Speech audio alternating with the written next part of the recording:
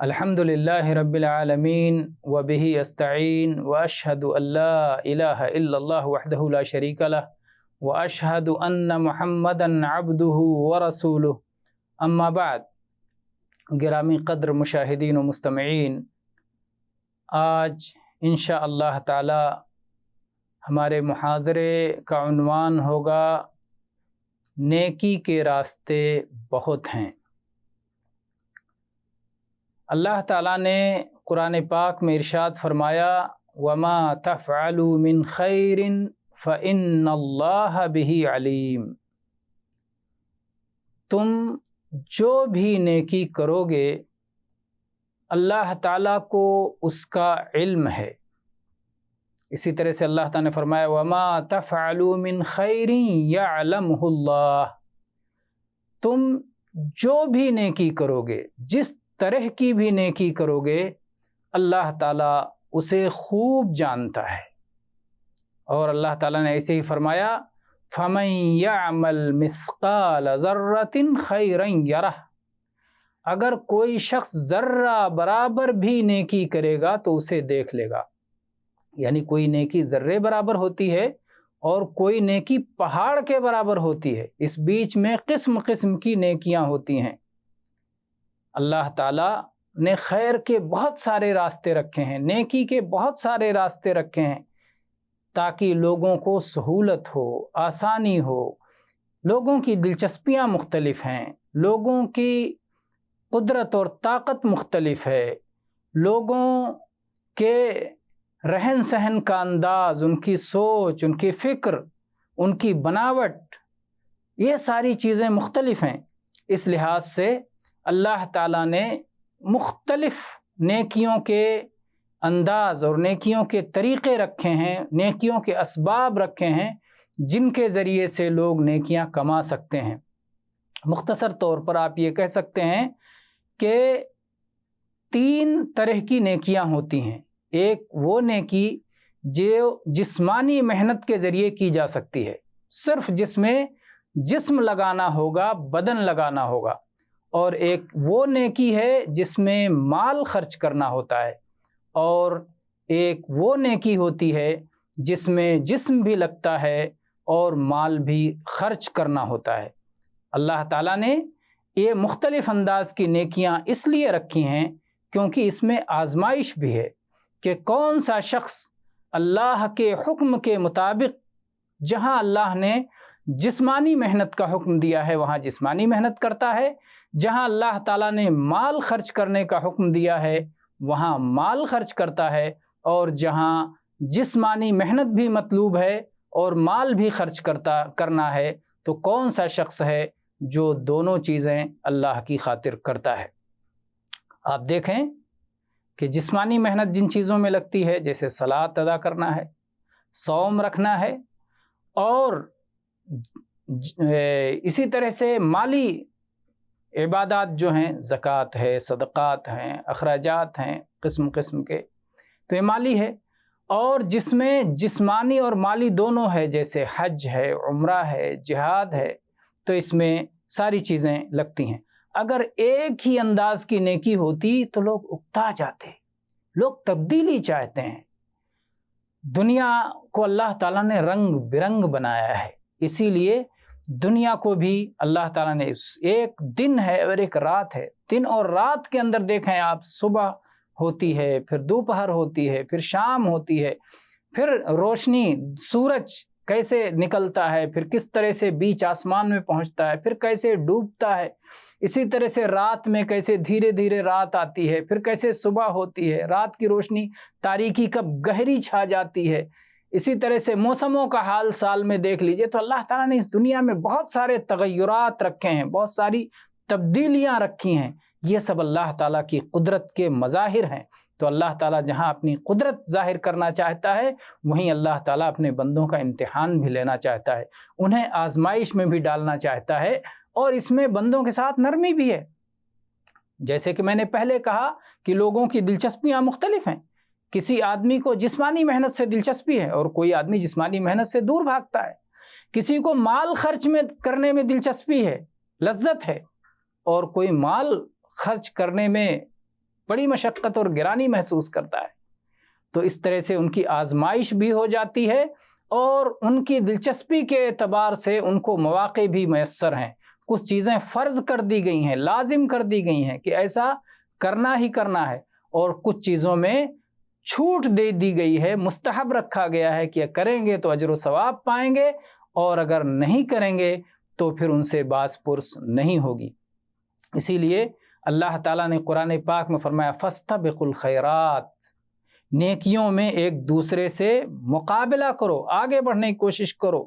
اسی طرح سے اللہ تعالیٰ نے فرمایا انہم کانوا یسارعون فی الخیرات، کہ وہ لوگ نیکیوں میں آگے بڑھتے تھے، ایک دوسرے سے مقابلہ کرتے تھے، تیزی سے آتے تھے۔ تو اللہ نے خیرات کہا، یعنی بہت ساری نیکیاں، بہت سارے بھلائی کے کام۔ اس سے معلوم ہوتا ہے کہ بھلائی کا کوئی ایک راستہ نہیں ہے، بھلائی کا کوئی ایک انداز نہیں ہے، بھلائی کا کوئی ایک طریقہ نہیں ہے، بلکہ مختلف طریقے ہیں، مختلف انداز ہیں جن سے آدمی بھلائی حاصل کر سکتا ہے۔ کوئی آدمی جسمانی محنت اس کے لیے بہت آسان ہے، کسی کو صلاۃ ادا کرنے سے دلچسپی ہو، کئی رکعتیں وہ پڑھ لیتا ہے، قیام کرتا ہے، رکوع کرتا ہے، سجدہ کرتا ہے، اللہ کا ذکر کرتا ہے۔ کسی کو آپ دیکھیں گے کہ تلاوت قرآن پاک سے دلچسپی ہے، تلاوت کرتا رہتا ہے اور اس کی زبان اللہ کے کلام سے تر رہتی ہے۔ کسی کو ذکر اور تسبیح سے دلچسپی رہتی ہے، جب دیکھیں تب اس کی زبان پر اللہ اکبر، لا الہ الا اللہ، سبحان اللہ، الحمدللہ، لا حول ولا قوت الا باللہ، استغفر اللہ، مختلف قسم کے اذکار جاری رہتے ہیں۔ کسی کو مال خرچ کرنے سے، سخاوت کرنے سے دلچسپی رہتی ہے، دیکھیں جب دیکھیں وہ کسی نہ کسی پر غریبوں کو، کہیں غریبوں کو کھانا کھلا رہا ہے، کہیں یتیموں کا خیال کر رہا ہے، کہیں بیواؤں پر خرچ کر رہا ہے، کہیں مصیبت زدہ لوگوں کی خدمت کے لیے وہ مال دے رہا ہے۔ تو بعض لوگ ہوتے ہیں کہ ہمیشہ خرچ کرتے رہتے ہیں، صدقہ و خیرات کرتے رہتے ہیں، اور بعض لوگ اپنے اہل و عیال پر خرچ کرتے رہتے ہیں۔ یہ بھی ایک قسم کا انفاق ہے، لیکن اس میں فضول خرچی نہ ہو، حدود میں ہو، شرعی حدود سے باہر انسان نہ جائے۔ کچھ لوگ ہوتے ہیں جنہیں علم سیکھنے اور سکھانے سے دلچسپی ہوتی ہے، اور دور حاضر میں یہ بہت بڑی نیکی ہے۔ بہت سارے لوگ اس سے غفلت میں ہیں، حالانکہ عمل یہ علم کے بعد ہے۔ پہلے صحیح علم سیکھا جائے، پھر اس کے مطابق عمل کیا جائے، اور لوگوں کو بھی اس کی دعوت دی جائے، اور اس راہ میں جو تکلیفیں آئیں اس پر صبر کیا جائے۔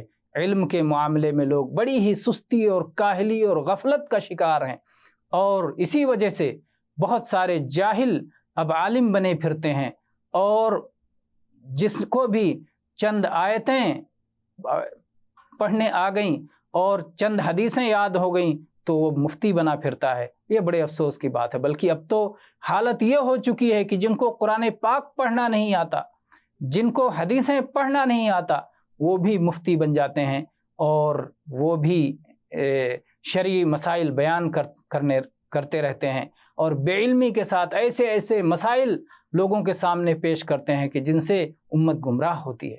تو اس وقت صحیح مسائل کو سیکھنا، معتبر علماء سے صحیح مسائل کو سیکھنا، یہ بہت بڑا کام ہے۔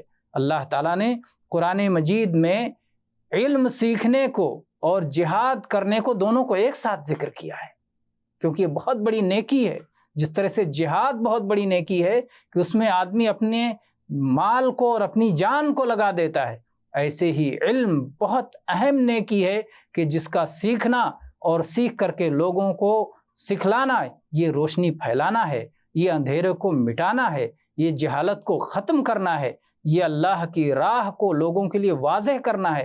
تو یہ بہت کام ہے۔ آپ دیکھیں قرآن پاک میں اللہ تعالیٰ نے فرمایا وَمَا كَانَ الْمُؤْمِنُونَ لِيَنْفِرُوا كَافَّةً، تمام اہل ایمان کو جہاد کے لیے نہیں نکل جانا چاہیے۔ فَلَوْلَا نَفَرَ مِنْ كُلِّ فِرْقَةٍ مِّنْهُمْ لِيَتَفَقَّهُوا فَلَوْلَا نَفَرَ مِنْ كُلِّ فِرْقَةٍ مِّنْهُمْ طَائِفَةٌ لِيَتَفَقَّهُوا فِي الدِّينِ۔ ایسا ہونا چاہیے کہ ہر ٹولی سے، ہر جماعت سے کچھ لوگ ایسے ہوں جو علم سیکھنے کے لیے رکیں۔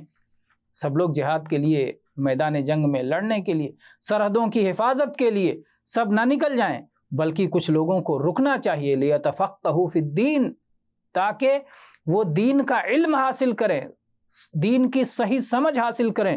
وَلِيُنذِرُوا قَوْمَهُمْ إِذَا رَجَعُوا إِلَيْهِمْ لَعَلَّهُمْ يَحْذَرُونَ. اور پھر وہ اپنی قوم کو برائیوں سے ڈرائیں، شرک سے ڈرائیں، آفات سے ڈرائیں، اللہ کو ناراض کرنے والی چیزوں سے روکیں اور اللہ کو راضی کرنے والی چیزیں بتلائیں تاکہ لوگ ہوشیار اور خبردار ہو جائیں. تو یہ بہت اہم عبادت ہے علم سیکھنا، جس میں بہت سارے لوگ غافل ہیں. بہرحال تو قرآن پاک کی چند آیات آپ کے سامنے ذکر کی گئیں جس میں اللہ تعالیٰ نے خیر کو جمع کی صورت میں استعمال کیا. اس سے معلوم ہوتا ہے کہ خیر کے راستے اور نیکی کے راستے بہت ہیں.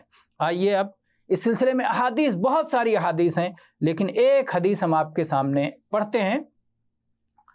وہ حدیث ابو ذر جندب بن جنادہ رضی اللہ عنہ سے مروی ہے. کہتے ہیں قلت یا رسول اللہ ای الاعمال افضل. میں نے کہا اے اللہ کے رسول صلی اللہ علیہ وسلم، عملوں میں کون سا عمل سب سے زیادہ فضیلت رکھتا ہے؟ کون سا عمل سب سے زیادہ کار ثواب ہے؟ اللہ کے نبی صلی اللہ علیہ وسلم فرمایا الایمان باللہ، اللہ پر ایمان لانا. بہت سارے لوگ اللہ پر ایمان لانے کو عمل نہیں سمجھتے.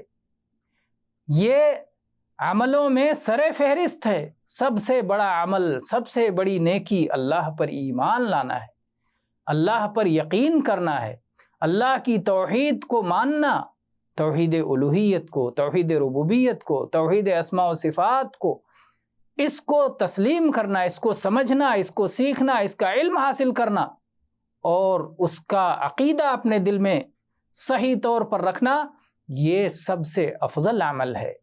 تو الایمان باللہ، اللہ پر ایمان لانا، یہ سارے اعمال میں سب سے بڑا عمل ہے. اور اگر یہ عمل نہ ہو تو کوئی عمل اللہ کے ہاں مقبول نہیں ہوتا، کوئی عمل اللہ کے ہاں قبول نہیں ہوگا، سب رد کر دیا جائے گا. ایمان کے بغیر کوئی عمل اللہ کے ہاں قبول نہیں ہے. بہرحال اللہ کے نبی صلی اللہ علیہ وسلم نے جواب دیا کہ سب سے فضیلت والا عمل اللہ پر ایمان ہے اور اس کے بعد اللہ کی راہ میں جہاد ہے. پھر کہتے ہیں کہ اللہ کے نبی صلی اللہ علیہ وسلم ای الرقاب افضل، گردنوں میں کون سی گردن سب سے فضیلت رکھتی ہے؟ یعنی غلاموں کو آزاد کرنا ہو تو کس طرح کے غلام کو آزاد کرنے میں سب سے زیادہ ثواب ہے؟ تو اللہ کے نبی صلی اللہ علیہ وسلم نے فرمایا انفسها عند اہلها واکثرها ثمنا. وہ غلام آزاد کرنے میں سب سے زیادہ ثواب ہے کہ جس کے مالک اس کو بہت زیادہ پسند کرتے ہوں، نفیس ہو اور انتہائی قیمتی ہو، یعنی جس پہ مال خرچ کیا جائے اور جس کو پسند کیا جاتا ہو، اس کو اللہ کی راہ میں خرچ کرنا، یہ بڑا کار ثواب ہے. کہتے ہیں فَإِن لَمْ أَفْعَلْ، اے اللہ کے نبی صلی اللہ علیہ وسلم اگر میں یہ نیکی نہ کر سکوں تو پھر آپ نے فرمایا تُعِينُ صَانِعًا او تصنع لأخرق، تم کسی کاریگر کی مدد کر دو، یا کوئی پھوہڑ شخص ہے جس کو کاریگری نہیں آتی اس کے لیے کاریگری کر دو. یہ تعاون ہے، یہ مدد ہے، یہ خیر ہے. کہتے ہیں کہ اللہ کے رسول صلی اللہ علیہ وسلم اگر میں اس سے بھی کمزور رہ جاؤں تو کیا کروں؟ اللہ کے نبی صلی اللہ علیہ وسلم فرمایا تکف شرک عن الناس فإنها صدقۃ منک علی نفسک. اپنے شر سے لوگوں کو محفوظ رکھو، کسی کو تکلیف نہ پہنچاؤ، کسی کو اذیت نہ پہنچاؤ، تمہاری وجہ سے کسی پر کوئی آفت نہ آئے، کوئی تکلیف نہ پہنچے. یہ تمہاری جانب سے تمہارے اپنے نفس پہ صدقہ ہے. اگر آدمی دوسرے کو تکلیف پہنچاتا ہے تو وہ اپنے آپ پہ صدقہ کرتا، دوسرے کو تکلیف نہیں پہنچاتا، اپنی تکلیف سے دوسرے کو بچاتا ہے، تو یہ صدقہ ہے اپنے اوپر، اپنے لیے صدقہ ہے. اس موقع پر حدیث مفلس یاد کرنے کی ضرورت ہے کہ اگر آدمی نے کسی کو اذیت پہنچائی، کسی کو مارا، کسی کا مال چھینا، کسی کو اور کوئی تکلیف پہنچائی تو قیامت کے دن اس کی نیکیاں لے کے اسے دے دی جائیں گی، اور اگر نیکیاں ختم ہو گئیں تو اس کے گناہ اس پر لاد دیے جائیں گے. تو گویا اپنی تکلیف سے دوسروں کو محفوظ رکھنا یہ اپنے لیے صدقہ ہے، اپنے لیے خیر ہے، اپنے لیے نیکی ہے. یہ حدیث متفق علیہ ہے. آپ دیکھیں کہ صحابہ کرام رضوان اللہ علیہم اجمعین نبی کریم صلی اللہ علیہ وسلم سے سوالات کرتے تھے، اور وہ سوالات ایسے کرتے تھے جن سوالات پہ وہ عمل سیکھ کر کے اس پر عمل کرنا چاہتے تھے۔ اللہ کے نبی صلی اللہ علیہ وسلم بتلائیں اور پھر وہ اس کے مطابق عمل کریں، تو عمل کرنے کی خاطر سوال کرتے تھے۔ آج کی طرح نہیں، بہت سارے لوگ صرف علم بڑھانے کے لیے، لذت لینے کے لیے، معلومات حاصل کرنے کے لیے، عمل کے مقصد سے سوال نہیں کرتے۔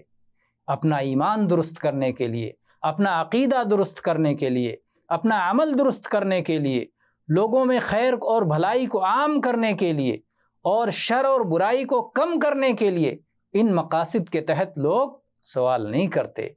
کیسے مقاصد ہیں؟ آپ دیکھیں صحابہ کرام رضوان اللہ علیہم اجمعین نے، مختلف صحابہ نے مختلف مقامات پر نبی کریم صلی اللہ علیہ وسلم سے اس طرح کے سوالات کیے کہ اللہ کے نبی کون سا کام زیادہ کار ثواب، تاکہ وہ کام مجھے معلوم ہو جائے تو میں اس کے ذریعے سے زیادہ سے زیادہ ثواب حاصل کروں۔ تو وہ ثواب حاصل کرنا چاہتے تھے، نیکی حاصل کرنا چاہتے تھے، جنت میں اپنا درجہ بلند کرنا چاہتے تھے۔ تو یہ ان کے اندر یہ ہمتیں، یہ بلند ہمتی ان کے اندر تھی۔ لیکن آج لوگوں کا کیا حال ہے؟ عبداللہ ابن مسعود رضی اللہ عنہ نے ایک بار نبی کریم صلی اللہ علیہ وسلم سے سوال کیا کہ اے اللہ کے نبی، ای العمل احب الی اللہ، اللہ تعالیٰ کو کون سا کام سب سے زیادہ پسند ہے؟ اللہ کے نبی صلی اللہ علیہ وسلم جواب دیا، الصلاۃ علی وقتہا، صلاۃ کو اس کے وقت پہ ادا کرنا۔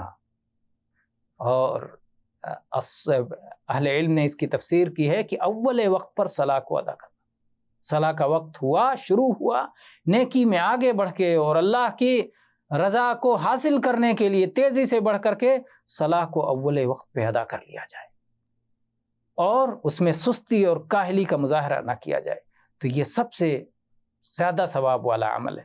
پھر انہوں نے کہا کہ اللہ کے نبی صلی اللہ علیہ وسلم اس کے بعد کون سا عمل ہے؟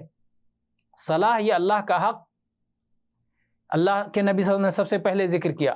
پھر جب انہوں نے پوچھا تو اللہ کے نبی صلی اللہ علیہ وسلم نے اللہ کے بندوں کا حق ذکر کیا۔ بندوں میں بر الوالدین، اپنے ماں باپ کے ساتھ حسن سلوک کرنا۔ اس کے بعد پوچھا کہ اللہ کے نبی پھر اس کے بعد کیا؟ آپ نے فرمایا الجہاد فی سبیل اللہ، اللہ کی راہ میں مشقت اٹھانا، اللہ کی راہ میں جہاد کرنا۔ پھر اس کے بعد اسی طرح سے ابو ذر رضی اللہ عنہ نبی کریم صلی اللہ علیہ وسلم سے جب سوال کرتے ہیں، جو حدیث ابھی آپ نے سنی کہ اللہ کے نبی سے پوچھا اللہ کے نبی سب سے زیادہ کار ثواب کیا ہے، تو اللہ کے نبی نے فرمایا کہ اللہ پر ایمان لانا اور اللہ کی راہ میں جہاد کرنا۔ اسی طرح سے صحابہ کرام رضوان اللہ علیہم اجمعین نبی کریم صلی اللہ علیہ وسلم سے سوالات کیا کرتے تھے، کیونکہ وہ اس پر عمل کرنا چاہتے تھے، وہ اس طرح سے نیکی کمانا چاہتے تھے۔ عبداللہ ابن عمر رضی اللہ عنہ جب انہیں کوئی چیز اچھی لگتی تھی اپنے مال میں سے تو اس کا صدقہ کر دیتے تھے، اسے اللہ کی راہ میں خرچ کر دیتے تھے۔ کیوں؟ کیونکہ انہوں نے یہ سیکھ رکھا تھا کہ اللہ تعالیٰ نے قرآن پاک میں فرمایا ہے لن تنالوا البر حتى تنفقوا مما تحبون، کہ اس وقت تک تم خیر، نیکی، بھلائی کو نہیں پا سکتے جب تک کہ وہ چیز تم خرچ نہ کرو جس کو تم پسند کرتے ہو، جس سے تم محبت کرتے ہو۔ تب جب کوئی چیز انہیں محبوب ہوتی، جو کوئی چیز انہیں پسندیدہ ہوتی، تو اللہ کی راہ میں خرچ کر دیتے۔ اللہ اکبر! یہ صحابہ کرام رضوان اللہ علیہم اجمعین کا طرز عمل تھا۔ اس سلسلے میں ابو طلحہ رضی اللہ عنہ کا واقعہ جو کہ حدیث میں آیا ہے کہ جب یہ آیت نازل ہوئی لن تنالوا البر حتى تنفقوا مما تحبون، کہ تم اس وقت تک نیکی نہیں پا سکتے جب تک کہ وہ چیز اللہ کی راہ میں خرچ نہ کرو جو تمہیں محبوب ہے۔ وہ نبی کریم صلی اللہ علیہ وسلم کی خدمت میں حاضر ہوئے اور انہوں نے کہا کہ اے اللہ کے نبی صلی اللہ علیہ وسلم، میں نے قرآن مجید کی آیت سنی ہے، اللہ نے یہ آیت اتاری ہے، اور میرے پاس میرا باغ جو بیروحہ نام کا ہے، نبی کریم صلی اللہ علیہ وسلم کی مسجد سے قریب باغ تھا، بہت صاف ستھرا، بہت قیمتی۔ اللہ کے نبی صلی اللہ علیہ وسلم اس باغیچے میں جایا کرتے تھے اور اس میں سے میٹھا پانی پیا کرتے تھے۔ انہوں نے کہا اللہ کے نبی صلی اللہ علیہ وسلم یہ باغیچہ، یہ باغ، یہ مجھے بہت محبوب ہے اور اس کو میں اللہ کی راہ میں صدقہ کرنا چاہتا ہوں، اللہ اور ان کے رسول کے لیے صدقہ کر دینا چاہتا ہوں۔ اے اللہ کے نبی صلی اللہ علیہ وسلم، آپ جہاں چاہیں اس باغ کو دے دیں، اس باغ کو استعمال کریں۔ یہ جذبہ صحابہ کرام رضوان اللہ علیہم اجمعین کے اندر تھا۔ اللہ کے نبی صلی اللہ علیہ وسلم نے تعجب سے کہا بخ بخ، مال رابح، مال رابح۔ کہا واہ واہ، یہ تو بڑا قیمتی مال ہے، یہ تو بڑا نفع کا سودا ہے۔ اس کے بعد اللہ کے نبی صلی اللہ علیہ وسلم نے فرمایا آپ ہمیشہ امت کے لیے خیر کا اور ہر طرح کے خیر کا خیال رکھتے تھے، آپ بڑے شفیق و مہربان تھے۔ آپ نے کہا ارا ان تجعلها فی الاقربین، ابو طلحہ میں چاہتا ہوں کہ تم اپنے قرابت داروں میں اسے تقسیم کر دو، یہ وقف کر دو جس سے تمہارے رشتہ دار فائدہ اٹھائیں۔ بہرحال کہنا یہ ہے کہ صحابہ کرام کس طرح سے قرآن کی آیت سن کر، نبی صلی اللہ علیہ وسلم کی احادیث سن کر اس پر عمل کرنا چاہتے تھے۔ آج ہمارا جذبہ عمل کہاں ہے؟ اور ہم اسی پر اگر عمل کر لیں جو ابو ذر رضی اللہ عنہ کی حدیث کا آخری ٹکڑا ہے کہ اگر تم کچھ نہ نیکی کر سکو تو کم سے کم دوسروں کو تکلیف تو نہ پہنچاؤ، دوسروں کے لیے آفت تو نہ بنو، دوسروں کو اپنی مصیبتوں سے محفوظ رکھو، تو یہ ہمارے لیے بڑی بات ہوگی۔ ورنہ آج تو حالت یہ ہے، کچھ لوگ صبح و شام کوئی اپنی زبان سے تکلیف پہنچا رہا ہے، کوئی اپنے ہاتھوں سے تکلیف پہنچا رہا ہے، کوئی اور کسی طرح سے لوگوں کو تکلیف پہنچا رہا ہے، اور اپنی اذیت رسانیوں سے لوگ باز نہیں رہتے۔ اللہ تعالیٰ سے دعا ہے کہ اللہ تعالیٰ ہم سب کو نیکیوں میں بڑھ چڑھ کر حصہ لینے والا بنائے، اور نیکی کے اسباب اور ذرائع جو اللہ تعالیٰ نے بہت سارے اسباب رکھے ہیں، بہت سارے طریقے رکھے ہیں، جو ہمارے لیے فرائض کے بعد جو نیکیاں کرنا آسان ہو، اس کے ذریعے سے جو نیکیاں کرنا ہم سے مناسب ہو، ان نیکیوں کو تلاش کر کے، ان کا علم حاصل کر کے، اس پہ عمل کر کے ہم اپنے نیکیوں کے خزانے کو معمور کر لیں اور اپنے نیکیوں کی تجوری بھر لیں، جس سے اللہ تعالی ہم سے راضی ہو جائے، جس کے ذریعے سے اللہ تعالی ہم سے راضی ہو جائے اور اپنے عذاب جہنم سے ہماری حفاظت کر کے، ہمیں بچا کر کے اللہ تعالی ہمیں جنت میں داخلہ عطا فرما دے۔ اللہ تعالی ہم سب کو ہر طرح کے خیر کی توفیق دے۔ اقول قولی ھذا واستغفر اللہ لی ولکم من کل ذنب فاستغفروہ انہ ھو الغفور الرحیم۔